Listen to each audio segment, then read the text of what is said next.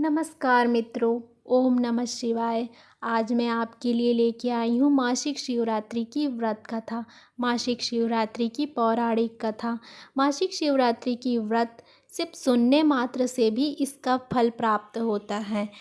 अगर जो लोग व्रत नहीं रख पा रहे हैं तो वे लोग मासिक शिवरात्रि के दिन यह कथा पढ़ सकते हैं या सुन सकते हैं। सिर्फ कथा सुनने मात्र से भी मासिक शिवरात्रि के व्रत का लाभ प्राप्त कर सकते हैं।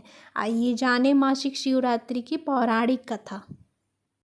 मासिक शिवरात्रि व्रत कथा। जिस तरह हर व्रत आदि के पीछे कोई न कोई कथा होती है, वैसे ही मासिक शिवरात्रि के पीछे भी एक कथा है। आइए जानें मासिक शिवरात्रि व्रत कथा के बारे में।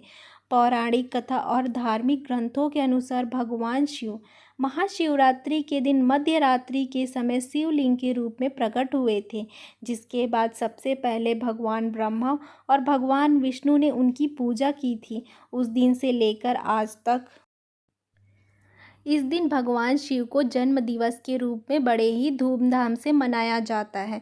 इस दिन शिव पूजन का खास महत्व है। बहुत से पुराणों में भी शिवरात्रि व्रत का जिक्र किया गया है। शास्त्रों के अनुसार अपने जीवन के उद्धार के लिए माता लक्ष्मी, सरस्वती, गायत्री माता, सीता माता, पार्वती और रति जैसी बहुत सी देवियों और रानियों ने भी शिवरात्रि का व्रत किया था। मासिक शिवरात्रि जीवन में सुख शांति प्रदान करता है।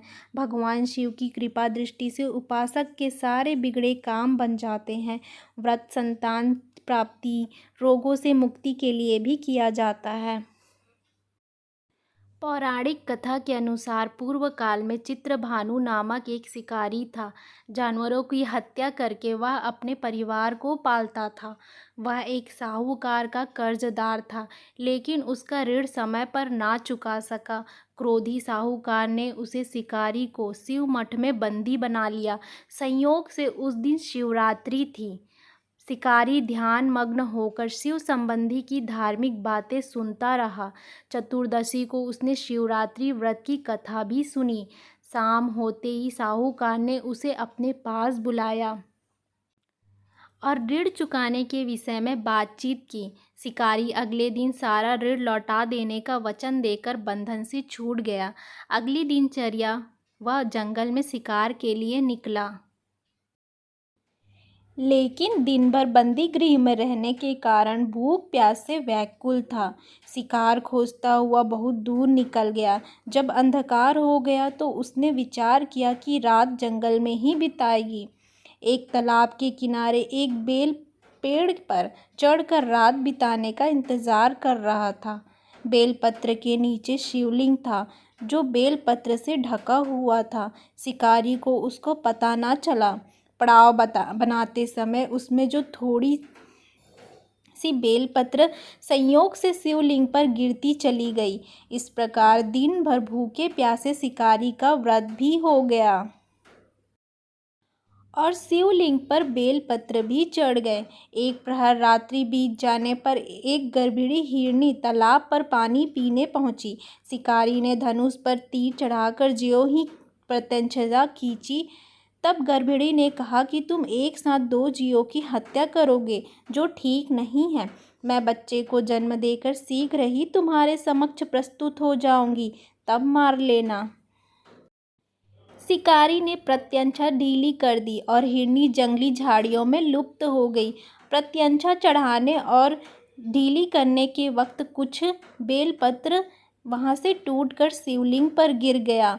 इस प्रकार उसने अनजाने में ही प्रथम प्रहर का पूजन भी संपन्न हो गया। फिर कुछ ही देर बाद एक और हिरनी उधर से निकली। शिकारी की प्रसन्नता का ठिकाना न रहा।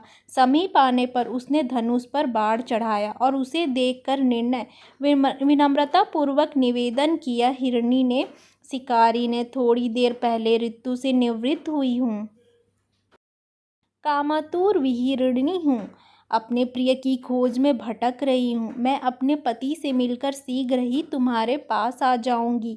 शिकारी ने उसे भी जाने दिया। 2 बार शिकार को खोकर उसका माथा ठनका। वह चिंता में पड़ गया। रात्रि का आखिरी प्रहर भी बीत रहा था। इस बार भी धनुष से लगकर कुछ बेलपत्र शिवलिंग पर जाकर और दूसरे पहर का पूजन भी समय पर संपन्न हो गई। तभी एक और हिरनी अपने बच्चों के साथ उधर से निकली। शिकारी ने स्वर्णिम अवसर था, उसने धनुष पर तीर चलाने में देर नहीं लगाई और तीर छोड़ने ही वाला था कि हिरनी बोली, शिकारी, मैं इन बच्चों को इनके पिता के हवाले करके लौट आऊँगी, इस समय मुझे मत मारो। शिकारी हंसा और बोला, सामने आए शिकार को छोड़ दूं मैं? ऐसा मूर्ख नहीं, इससे पहले मैं 2 बार अपना शिकार खो चुका हूँ। मेरे बच्चे भूखे प्यासे से व्याकुल हो रहे हैं। उधर हिरनी ने फिर कहा, जैसे तुम्हें अपने बच्चे की ममता सता रही है, ठीक वैसे मुझे भी है। शिकारी, मेरा विश्वास करो, मैं इन्हें इनके पिता के पास छोड़कर तुरंत लौटने की प्रतिज्ञा करती हूँ। हिरनी का दुख भरा स्वर सुनकर शिकारी को उस पर दया आ गई। उसने उस मृग को भी जाने दिया। शिकार के मन में भाव था, भूख प्यास से व्याकुल शिकारी अनजाने में ही बेल वृक्ष पर बैठा बेल पत्र तोड़ तोड़ कर नीचे फेंकता जा रहा था।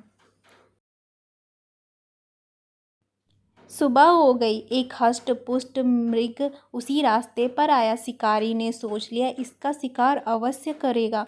शिकारी ने तनी प्रत्यंचा देखकर मृग विनीत स्वर में बोला, शिकारी, यदि तुमने मुझसे पूर्व आने वाली 3 मृगी तथा छोटे छोटे बच्चों को मार डाला तो मुझे भी मारने में विलंब न करो, ताकि मुझे उनके वियोग में एक क्षण भी दुख ना सहना पड़े। मैं उन मृगियों का पति हूँ। यदि तुमने उन्हें जीवन दान दिया है तो तुम मुझे भी कुछ क्षण का जीवन देने की कृपा करो। मैं उनसे मिलकर तुम्हारे समक्ष उपस्थित हो जाऊँगा। मृग की बात सुनते ही शिकारी के सामने पूरी रात का घटना चक्र घूम गया। उसने सारी मृगों को सुना दी। तभी कहा, तीनों पत्नियां जिस प्रकार प्रतिज्ञाबद्ध होकर गई है, मेरी मृत्यु से अपने धर्म का पालन नहीं कर पाएगी। अतः जैसे तुमने उसे विश्वास पात्र मानकर छोड़ा है, वैसे मुझे भी जाने दो। मैं उन सबके साथ तुम्हारे सामने शीघ्र ही उपस्थित होता हूँ। शिकारी ने उसे भी जाने दिया। इस प्रकार सुबह हो गई। उपवास, रात्रि जागरण और शिवलिंग पर बेलपत्र चढ़ाने से अनजाने में ही शिवरात्रि की पूजा पूर्ण हो गई। अनजाने में हुई पूजन का परिणाम उसे तत्काल मिला। शिकारी का हिंसक हृदय निर्मल हो गया, उसे भगवत शक्ति का वास हो गया। थोड़ी ही देर बाद वह हम मृगी परिवार शिकारी के समक्ष उपस्थित हो गया, ताकि वह उन सबका शिकार कर सके। किंतु जंगली पशुओं की ऐसी सत्यता, सात्विकता एवं सामूहिक प्रेम भावना को देखकर शिकारी को बड़ी ग्लानि हुई। उसने परिवार को जीवन दान दे दिया। अनजाने में ही शिवरात्रि के व्रत का पालन करने पर शिकारी को मोक्ष की प्राप्ति हुई। जब मृत्यु काल समीप आया, तब यमदूत उसे ले जाने आए थे, तो शिवगण ने उन्हें वापस भेज दिया और शिकारी को शिवलोक भेज दिया। शिकारी को शिव जी की कृपा से ही उसने इस जन्म में राजन चित्रभानु अपने पिछले जन्म को याद रख पाए और महाशिवरात्रि के महत्व को जानकर उसको इस जन्म में भी पालन कर पाए।